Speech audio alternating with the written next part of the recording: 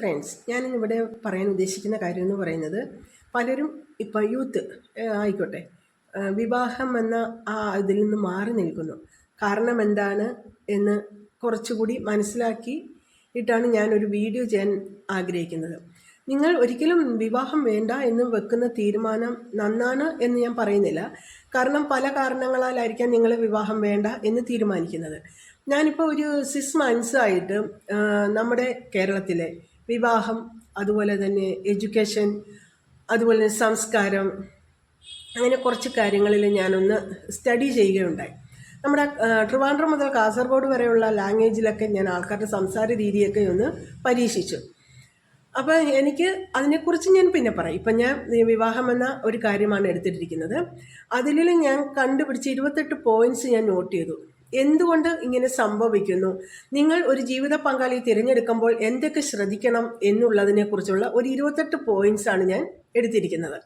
അതിനെക്കുറിച്ച് ഞാൻ ഞാൻ ഇപ്പോൾ ഓരോ എപ്പിസോഡായിട്ട്, അതായത് ഓരോ പോയിന്റും അതെന്തായിരിക്കും എക്സ്പ്ലെയിൻ ചെയ്തിട്ടാണ്, കൂടുതൽ മിനിറ്റ്സ് എടുക്കാതെ. എല്ലാവരും ബിസിയാണെന്നറിയാം, ജോലി തിരക്കായിട്ടും എല്ലാം തിരക്കാണെന്നറിയാം. അപ്പം ഞാൻ അത് വളരെ ഷോർട്ടായിട്ടാണ് ക്രിയേറ്റ് ചെയ്തിരിക്കുന്നത്. അപ്പം ഞാൻ എൻ്റെ യൂട്യൂബ് വീഡിയോയിൽ ഞാൻ അതിനെക്കുറിച്ച് എക്സ്പ്ലെയിൻ ചെയ്യുന്നുണ്ട്. നിങ്ങൾക്ക് എങ്ങനെ ഒരു ലൈഫ് പാർട്ട്ണറെ കണ്ടെത്താം എന്നതിലുപരി ആളെ എങ്ങനെ സ്റ്റഡി ചെയ്തിട്ട് വേണം തിരഞ്ഞെടുക്കാൻ. പരിചയപ്പെട്ട് കഴിഞ്ഞാൽ 3 to 6 months ആളുമായിട്ടൊരു കമ്മ്യൂണിക്കേഷൻ നല്ലതാണ്. വെറുതെ ഒരു കമ്മ്യൂണിക്കേഷൻ അല്ല, വീട്ടുകാർ രണ്ടുപേരും അറിവോടുകൂടി തന്നെ. എന്നിരുന്നാലും നമ്മൾ അദ്ദേഹത്തെ ജസ്റ്റ് ഇവാലുവേറ്റ് ചെയ്യുന്ന രീതിയിൽ, ആളറിയാതെ, അത് ഗേൾ ആയിക്കോട്ടെ ബോയ് ആയിക്കോട്ടെ, നിങ്ങളുടെ പാർട്ട്ണറെ നിങ്ങൾക്ക് ആളറിയാതെ എങ്ങനെ ആളിൻ്റെ ക്യാരക്ടർ കണ്ടുപിടിക്കാം. നമുക്ക് കുറേ സ്വഭാവവിശേഷങ്ങളാണ് ഞാൻ ആ 28 പോയിന്റ്സിൽ പറയുന്നത്. ഈ 28 പോയിന്റ്സ് നിങ്ങൾ ഓരോ ദിവസം കേൾക്കുന്ന പോയിന്റ്സ് നിങ്ങൾ നിങ്ങളുടെ ഡയറിയിലോ ഒരു വൈറ്റ് ഷീറ്റിലോ ലാപ്ടോപ്പിലോ എവിടെയെങ്കിലും ഒന്ന് എഴുതി വെക്കുക. അപ്പോൾ അത് ഓരോന്നിലും നിങ്ങൾ ആളെ മനസ്സിലാക്കേണ്ട രീതിയും ടിക്ക് ചെയ്ത് പോവുക. ശരിയോ തെറ്റോ, ലാസ്റ്റ് മൊമെൻറ്റിൽ തീരുമാനിക്കാമല്ലോ ഇത് എനിക്ക് അനുയോജ്യമായ പാർട്ട്ണറാണോ എന്ന്. ഞാനിത് പറയുന്നത് വിവാഹം വേണ്ട എന്ന് തീരുമാനിക്കുന്നവരെ കൂടുതൽ ഉദ്ദേശിച്ചിട്ടാണ്. അപ്പോൾ നിങ്ങൾക്കിതൊരു ഉപകാരപ്രദമാകും. കാരണം വെച്ചാൽ അങ്ങനെ വേണ്ടെന്ന് വെക്കണ്ട. വിവാഹം എന്ന് എന്താണ്, നമ്മുടെ സാമ്പത്തികമല്ല, രണ്ട് വീട്ടുകാർ തമ്മിലുള്ള ഒരു അണ്ടർസ്റ്റാൻഡിങ്ങിലൂടെ ആയിരിക്കണം പോകേണ്ടത്. അതിലുപരി മെയിൻ കൊടുക്കേണ്ടത് പ്രണയമാണ്. ഇപ്പോൾ എന്തുകൊണ്ടാണ് കൂടുതൽ അവിഹിതം നടക്കുന്നത്? അവർക്ക് വീട്ടിൽ നിന്ന് കിട്ടാത്ത എന്ത് സാറ്റിസ്ഫാക്ഷനാണുള്ളത് അതൊക്കെ ഇതിൽ ഉൾപ്പെടുന്നുണ്ട് കേട്ടോ. എന്തുകൊണ്ട് ഇവർ അവിഹിതം തേടിപ്പോകുന്നു? ശരിക്കും ഒരിക്കലും പാടില്ല. നമുക്ക് ഒരു ലൈഫ് പാർട്ട്ണർ ഇരിക്കെ മറ്റൊരാളോട് അവിഹിതം തോന്നേണ്ട ഒരാവശ്യവുമില്ല.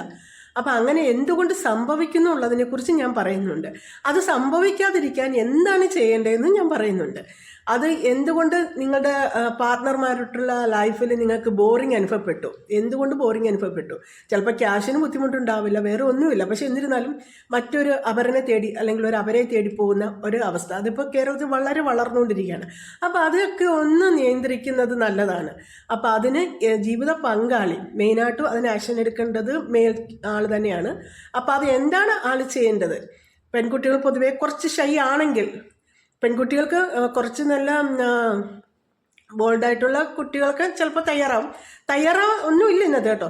ശരിക്കും പറഞ്ഞാൽ അതൊരു എൻജോയ്മെൻ്റ് ആണ്. ഒരിക്കലും ബോറടിക്കത്തില്ല. നിങ്ങൾ 10 വർഷം കഴിഞ്ഞാലും 20 വർഷം കഴിഞ്ഞാലും നിങ്ങൾക്ക് മറ്റൊരാളെ കുറിച്ച് ചിന്തിക്കേണ്ടി വരുന്നില്ല. ആളുടെ ലൈഫ് എങ്ങനെ, അങ്ങനെ ഒന്നും ചിന്തിക്കേണ്ടി വരുന്നില്ല. അപ്പം നമ്മൾക്ക് അത് എങ്ങനെ കൊണ്ടുപോകണം? ഷൈ ആയിട്ടുള്ളവർ അത് മെയിലിലും കാണും ഫീമെയിലും കാണും. അപ്പം മറ്റൊരാൾക്ക് ആ ഒരു എന്താണ് നമ്മൾ അവിടെ ചെയ്യേണ്ടതെന്നുള്ളതിനെ കുറിച്ച് പറഞ്ഞു തരുന്നുണ്ട്.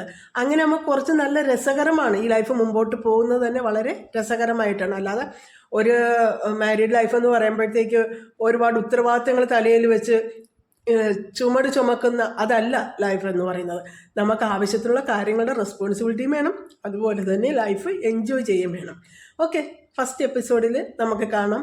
ഞാൻ ഓരോ പോയിന്റ്, അല്ലെങ്കിൽ ചിലപ്പോൾ 2 പോയിൻ്റൊക്കെ ആയിരിക്കും ഒന്നിച്ച് ഒരു ഇതിൽ ഞാൻ പറയുന്നത്.